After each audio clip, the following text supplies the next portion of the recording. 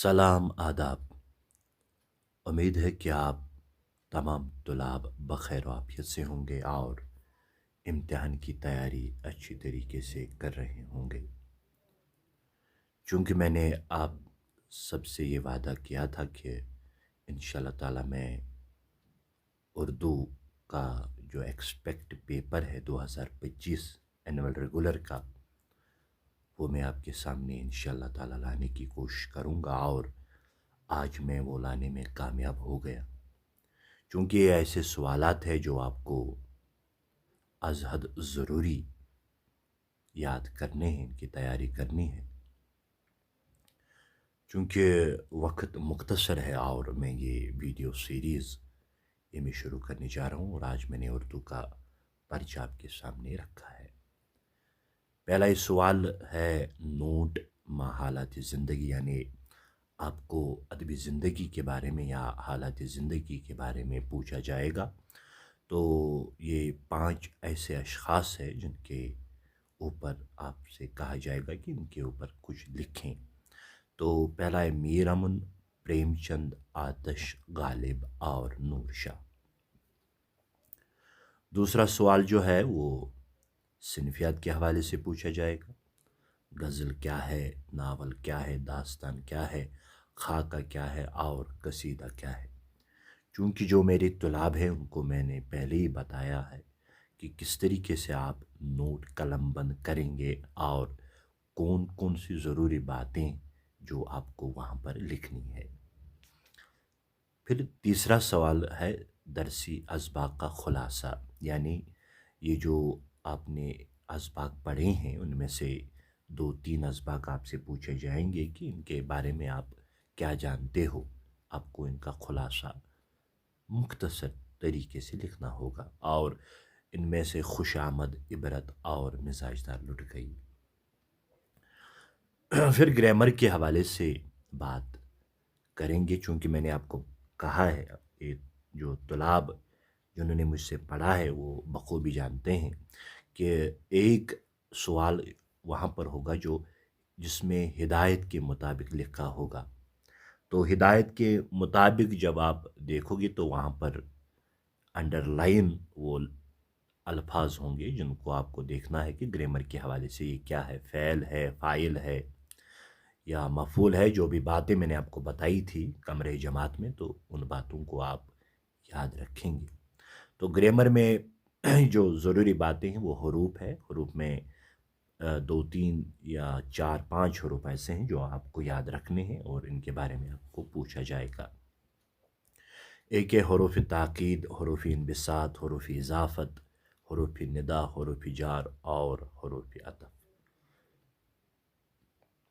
फिर गज़लियात है। आपको कुछ गज़लें होंगी तो आपको उनकी तशरीह करनी है, लेकिन याद रखें कि खालिक का नाम ज़रूरी होना चाहिए कि ये किस शायर ने तख्लीक किया है, वो ज़रूरी है। फिर मैंने आपको एक ट्रिक बताई थी, वो भी आप याद रखें।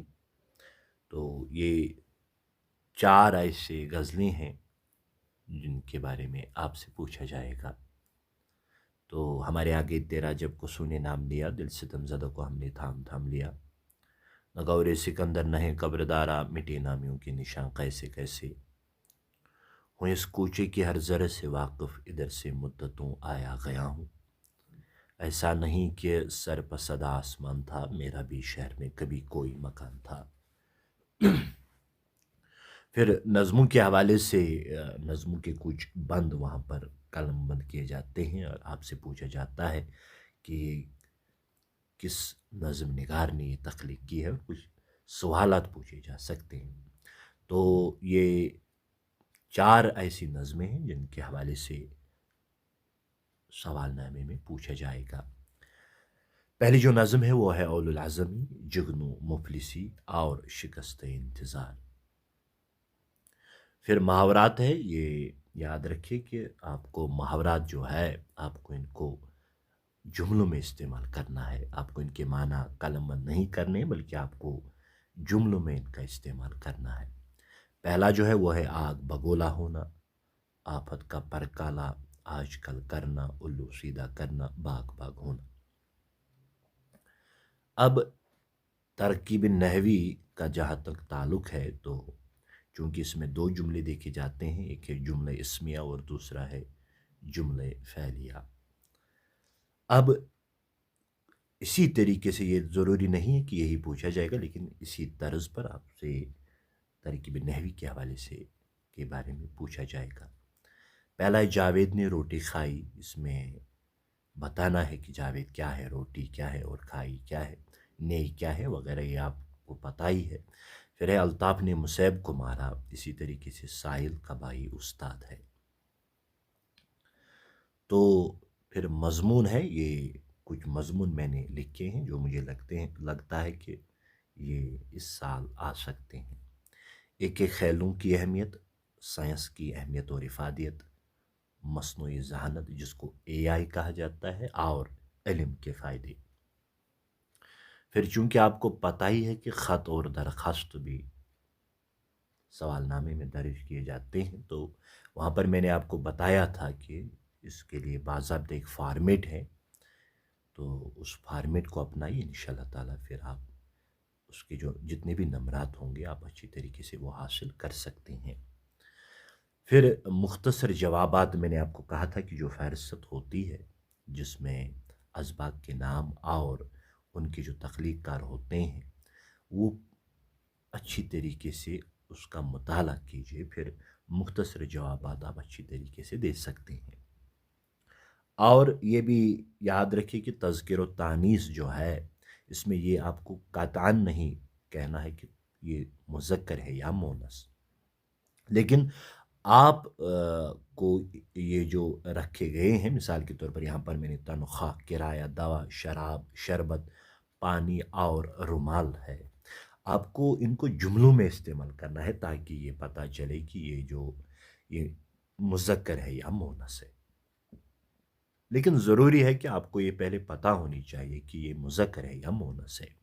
اس کے لیے باضابطہ قواعد و ضوابط ہوتے ہیں، تو ان کو اپنانا ہوتا ہے، اور پھر آپ اچھی طریقے سے یہ تذکر و تانیث کا جو معاملہ ہے وہ اچھی طریقے سے کر سکتے ہیں۔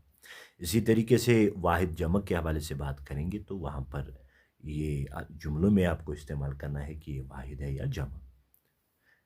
تو پھر درس اسباق کے سوالات ہوں گے، یہ